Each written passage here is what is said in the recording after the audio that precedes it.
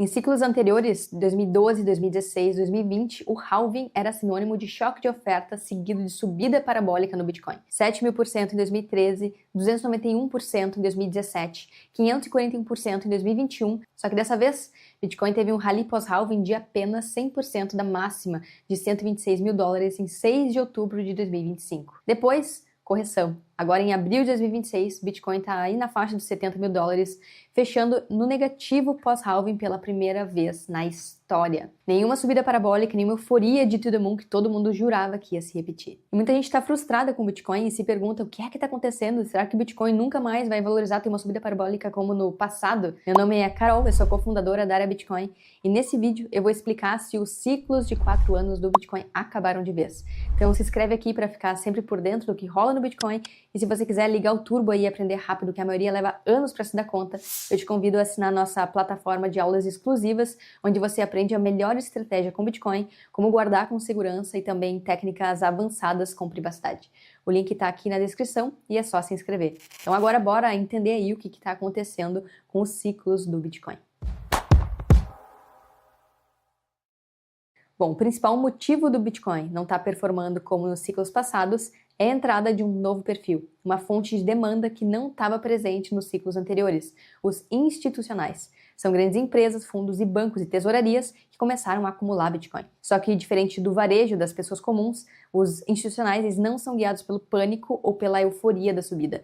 Eles compram lenta e constantemente sem criar um alvoroço, e isso acaba também reduzindo a volatilidade. Então, se a gente comparar o gráfico do Bitcoin com os ciclos anteriores, desde o último halving, o Bitcoin teve uma subida singela e constante. Mesmo a queda agora, desde a máxima de outubro de 2025, não foi tão grande quanto as quedas anteriores.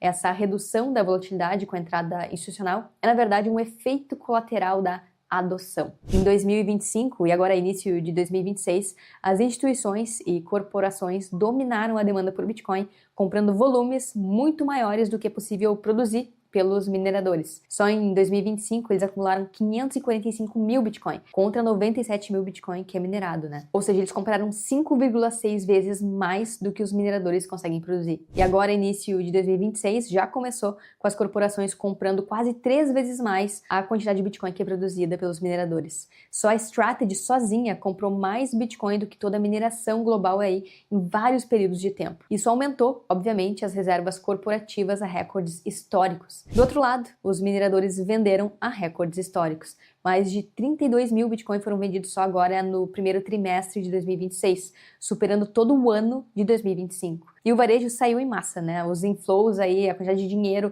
entrando nas wallets pequenas da Binance atingiu as mínimas em 9 anos. Isso reflete que Bitcoin está sendo transferido das mãos às sardinhas das pessoas para os institucionais, para as baleias corporativas. Essa dinâmica está ficando cada vez mais clara e está mostrando que o Bitcoin está avançando em adoção por um perfil que antes não tinha interesse no Bitcoin e agora tem muito. Antes de 2024, os ciclos eles eram marcados pelo halving e pelo choque de oferta que ele criava. Depois do halving vinha uma subida parabólica e depois da subida parabólica, em cerca de 12 a 18 meses, uma queda de 70% a 80% que marcava o período de bear. Muita gente ainda está esperando esse grande crash em 2026, como aconteceu nos ciclos passados.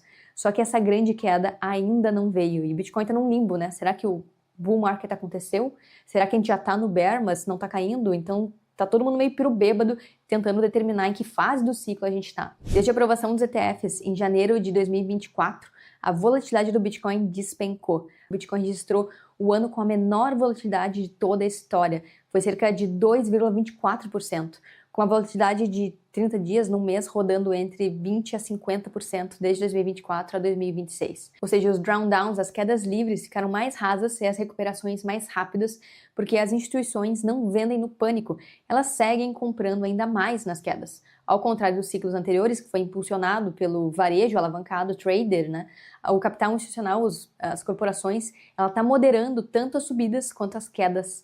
Ou seja, as correções que antes eram de 50%, agora estão entre 30% e 50%, e está absorvendo grande parte da oferta durante as dips. Ou seja, o bear market clássico, com quedas de 80%, não aconteceu ainda. Isso significa que esse ciclo está mais lateral, mais parecido com a dinâmica de preços de ativos tradicionais. Para os especuladores de curto prazo, para os betinhas, isso é totalmente entediante. Mas para quem vê Bitcoin como uma reserva de valor para acumular, esse pode ser o sinal que o Bitcoin deixou de ser um ativo puramente especulativo.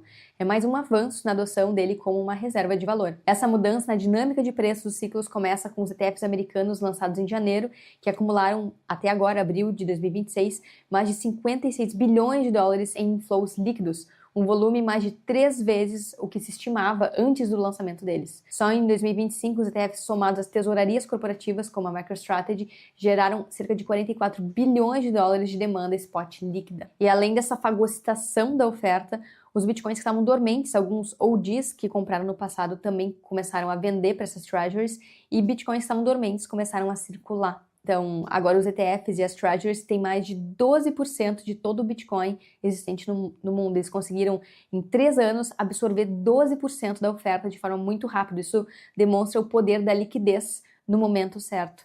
A demanda corporativa se tornou predominante e permanente no Bitcoin e suplantou o varejo. Por isso que o Bitcoin não repetiu os ciclos passados. Antes, o preço do Bitcoin subia ou caía, principalmente porque os mineradores precisavam vender parte da produção para pagar as contas, e o perfil predominante que existia, para negociar com os mineradores eram os traders e os alavancados, a galera especuladora. A volatilidade ela acontecia por causa dessa dinâmica de preços especulativa de curto prazo, que quando o preço subia, trazia ainda mais pessoas com esse perfil e pessoas iniciantes que achavam que fazer trading era o caminho dentro do Bitcoin e compravam na euforia e depois também vendiam ou despejavam no pânico quando o preço caía, Ou seja, o varejo ele é dominado por essas emoções e isso ficava explícito no preço do Bitcoin nos ciclos anteriores. Quando subia, atraía mais gente, mais trader, mais alavancados, que fazia o preço subir ainda mais, e nas quedas a mesma coisa, mais pânico, mais capitulação e mais desespero.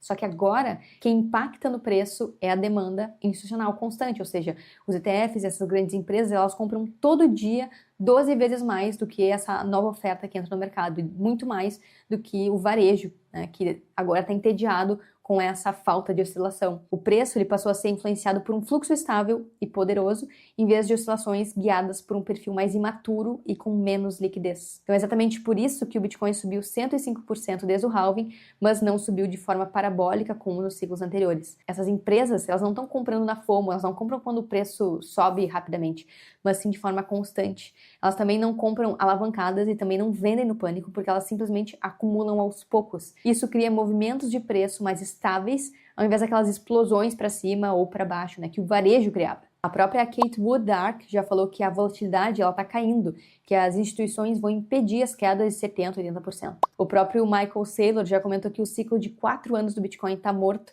e que o Bitcoin venceu, ou seja, ele está fazendo uma citação à adoção do Bitcoin. A Grayscale fez um relatório agora em 2026 e comentou que esse ano marca o fim da teoria do ciclo de 4 anos. E o que essa galera de terno está tentando explicar é que o que passa a influenciar os ciclos do Bitcoin agora é a liquidez macro, a quantidade de dinheiro circulante entre essas empresas para tomar a decisão de comprar Bitcoin. Isso também é impactado pela impressão de dinheiro, quando os bancos centrais injetam na economia, a dívida global e os ciclos de negócios tradicionais, que é isso que determina a liquidez, para comprar qualquer ativo, não só Bitcoin. Que é justamente o que está acontecendo agora, É por isso que os ciclos de 4 anos podem ter virado ciclos de 5 anos ou mais para o Bitcoin.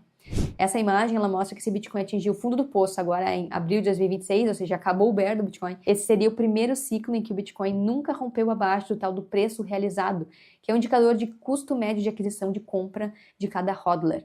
Ou seja, a linha preta do preço do Bitcoin permanece acima da linha laranja do preço realizado no último ciclo, ao contrário das outros bears de 2012 a 2019, onde os boxes verdes, as caixas verdes ali, marcavam as quedas abaixo desse valor e marcavam também o fundo do poço do bear. Então, resumindo, Bitcoin agora está num limbo, num território desconhecido, possivelmente sincronizando com os ciclos de liquidez global. Mas e se isso acontecer? Se esse for o cenário a partir de agora? Como se preparar para tudo isso?